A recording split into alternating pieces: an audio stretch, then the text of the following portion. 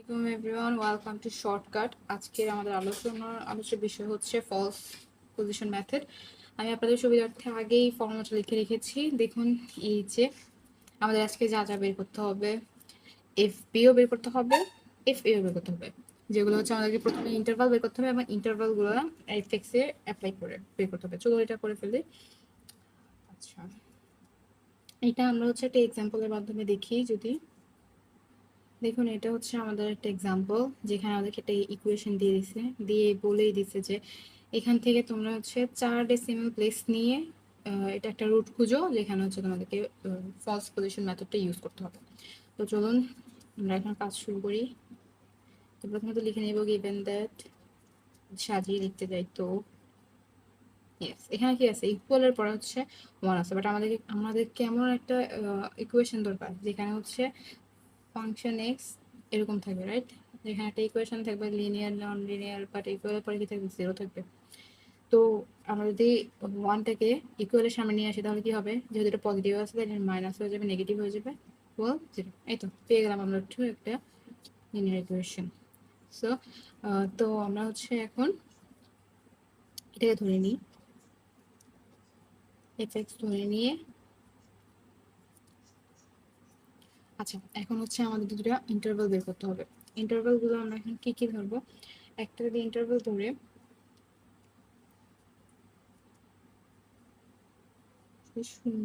0 ধরি, তাহলে আমাদের এফ 0 কত আসে, 0 ইন্টু ই টু দি পাওয়ার 0। তো এখানে আমাদের একটা হচ্ছে -1 আমরা পেয়ে যাই। তো বি, আমরা যদি বি 1 নিই বরাবরের মতোই, তো আমরা কি পাই, 1 into E to the power 1 into 1। তো ক্যালকুলেশন করলে আমরা যে মানটা পাই সেটা হচ্ছে 1.7182। এটা হচ্ছে আমাদেরকে পজিটিভ একটা মান দিচ্ছে। তো আমরা দুইটা মান পাইছি। এখন চেক করব যে আমাদের এই দুইটা ফাংশনে এই দুটো মান ইন্টারভাল বসানোর পরে এই দুটোর গুণফলটা আসলে 0 থেকে ছোট হয় কিনা। হয় কি, একটাতে আছে -1 আর একটাতে হচ্ছে 1.7182, যেটা হচ্ছে 0 থেকে ছোট। তাহলে আমরা কি বলবো, যে এখানে at least 1 root lies between 0 and 1। তো চলুন, যেহেতু 0 আর 1 এর ভিতরে ইন্টারভ্যালের মাঝেই হচ্ছে আমাদের একটা রুট আছে, তো চলুন আমরা সামনে মেথডটা ইউজ করি। তো আমাদের ইন্টারভ্যালটা কি, 0 আর হচ্ছে 1, রাইট? তো এখন হচ্ছে আমরা কি করব, একটা হর করে নিব, যেটা আমরা প্রতি মেথডের সময় করে নিয়েছি। ইটারেশনের জন্য একটা ঘর রাখবো, এবার এর জন্য একটা রাখবো, বি এর জন্য, এফ এ এর জন্য, এফ বি এর জন্য, সি এর জন্য তো অবশ্যই একটা, আর হচ্ছে এফ সি এর জন্য,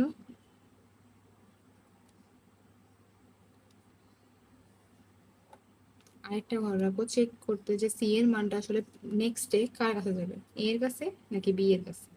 ওকে, তো আমরা এখন শুরু করি। ইটারেশন যদি 0 থেকে শুরু করি, তাহলে হচ্ছে এ এর জায়গাতে আমরা হচ্ছে এ যা ধরেছিলাম তা বসে দেবো। এবার এ কোনটা ধরবো ইন্টারভ্যাল দুটোর মাঝে, এ সবসময় ধরবো যেটা ইন্টারভ্যালের মাঝে ছোট ওটাকে। তো 0, বি এ দিব 1।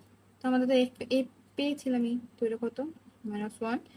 আর হচ্ছে বি এর জন্য যেটা পেয়েছি ওটা হচ্ছে 1.7182, রাইট? আর এখানে সি এর ফর্মুলাটা সি এর মধ্যে বসিয়ে দিই, সেটা হচ্ছে A F B minus B F A, F B minus F A. তো আপনারা সেটা ক্যালকুলেশনটা জাস্ট নর্মালি বসিয়ে করে নেবেন, আমি আপনাদের শুধু মানটা বসিয়ে দিচ্ছি। তো এটা ক্যালকুলেশনের পরে করার পর এটা যে আসে সেটা হচ্ছে 0.3678, আর এফসি আসে হচ্ছে -0.4686। এখন এফসি তো মাইনাস আসলো, এখন আমরা সি এর মানটা আসলে কোথায় বসাবো, এতে না বিতে? কারণ আমাদের তো অবশ্যই আমাদের এবার ইনিশিয়াল যেহেতু ধরিনি, তো আমাদের নেক্সট মানটা কোথায় যাবে, কার মাঝে যাবে? এখানে দুইটা পয়েন্ট আছে, একটা হচ্ছে এ, একটা হচ্ছে বি। তো যেহেতু এখানে মাইনাস মাইনাস আসছে, তো আমরা শুধুমাত্র এখানে তাকাবো। আমরা যখন পয়েন্ট নিয়েছিলাম ধরেছিলাম তখন কার মাঝে মাইনাস আসছিল? এ না? তো আমরা কি করবো, এ এর নিচে ছোট্ট করে মাইনাস দিয়ে রাখবো, আর বি এরটাতে পজিটিভ আসছে তো আমরা পজিটিভটা দিয়ে রাখবো। তো যখন এফ সি মাইনাস আসবে তখন আমরা ওই সি এর মানটা এ বসাবো, আর যদি পজিটিভ আসে তাহলে বি এ বসাবো। ঠিক আছে? তো যেহেতু এখানে মাইনাস আসছে, তো আমরা কি করবো, এখানে এ ইকুয়াল টু সি লিখে দেবো। মানে এবার যে সি এর মানটা আছে সেটা আমরা এ তে বসাবো। তো 1 ইটারেশন একটা বেড়ে গেল, আর হচ্ছে আমাদের এখানে এর মাঝে আমরা হচ্ছে সি এর মানটা বসে দেবো। কত? 0.3678। আর এখানে বি এর মান কি হবে? বি এর মান চেঞ্জ হবে না, বি এর মান বি 1ই থেকে যাবে। তো এবার হচ্ছে আমাদের এফ এ যদি আমরা ফাংশন এ এর মাঝে এ এর মানটা বসাই, তাহলে আমরা যেটা পাই ক্যালকুলেশন করার পর সেটা হচ্ছে -0.44686। আমরা কোথা থেকে পেয়েছিলাম? এই যে এখান থেকে পেয়েছি, তাই না? এবার এফ বি এর মানটা তো সেমই থেকে যাবে অবশ্যই, কারণ এফ বি চেঞ্জ হয় না, তো এফ বি তো চেঞ্জ হওয়ার কথাই হয় না। তো এখানে আমরা সি এর ক্যালকুলেশনের পর যে মানটা পাই সেটা হচ্ছে 0.5032। আর এফ সি যা পাই তা হচ্ছে -0.1677। তাহলে এখন আমাদের এটা কোথায় যাবে? অবশ্যই মাইনাস আসছে, তো এটা সি এ চলে যাবে। ওকে, সো নেক্সট ইটারেশনগুলোও আপনারা এইভাবে একটার পর একটা ক্যালকুলেশন করে নেবেন। জাস্ট হচ্ছে সি এর ফর্মুলার ভিতরে A, F B, F A, B এইসব মানগুলো বসিয়ে সি এর মানটা কাউন্ট করে নেবেন। বা আমি আপনাদের যেভাবে ক্যালকুলেটরে করার এটা দেখিয়েছি, আপনারা ওইভাবে চাইলে ইজিলি খুব অল্প সময়ে এই ম্যাথগুলো সলভ করতে পারেন। তো আমি আপনাদেরকে বেশি দূর নিব না, আমি জাস্ট হচ্ছে আপনাদেরকে কতটুকু রুট অব্দি, মানে কতটা ইটারেশন অব্দি এই রুটটা চলে ওইটা জাস্ট আপনাদেরকে দেখিয়ে দিচ্ছি। আপনারা আশা করি নিজেদের জন্য অবশ্যই ক্যালকুলেশনটা করে নেবেন বোঝার সাথে, না করলেও কিন্তু আপনারা বুঝবেন না। তো আমি আশা করবো আপনারা সবাই ম্যাথগুলো করবেন। কোথাও প্রবলেম হচ্ছে আমাকে জানাবেন, আমি আপনাদেরকে এখন দেখিয়ে দিচ্ছি যে আসলে এটা কত ইটারেশন অব্দি চলবে। তো দেখুন এটা 8, 6 আর 7 নাম্বার ইটারেশন এসেই সেম দুইটা সি এর মান চলে আসে, এই যে দেখেন। তো আমরা আমাদের কাঙ্ক্ষিত ইটারেশনটা আমরা মানে রুটটা আমরা পেয়ে গেছি কিভাবে, কারণ এই দুটো সেম আসছে, সি এর মানটা সেম আসলেই হচ্ছে এখানে আমাদের ফাইন্ড মানে যে রুটটা আমাদের ফাইন্ড করতে বলছে আমরা ওটা পেয়ে গেছি, তাই না? তো আমরা এটার অ্যান্সারটা কিভাবে লিখবো? সিন্স সি 6 না সি 7, এটা হচ্ছে C 7, C7 is equal to C8। কেন? তাই না? কারণ হচ্ছে এইখানে আমাদের যে 6টা আছে, এই যে মানটা এটা অবশ্যই C5 এর মান ছিল, তাই না? আর এইখানে দেখেন এই যে এখানে যে 6 এর মানটা আছে এটা কোথায় আসতেছে? এটা আসতেছে এইখানে 7 এর ভিতরে, তাই না? তার মানে হচ্ছে কি C7 এর মান কোনটা? এটা। আর তাহলে C8 এর মান কোনটা হবে? এটা। তাই আমরা কি লিখবো? C7 is equal C8।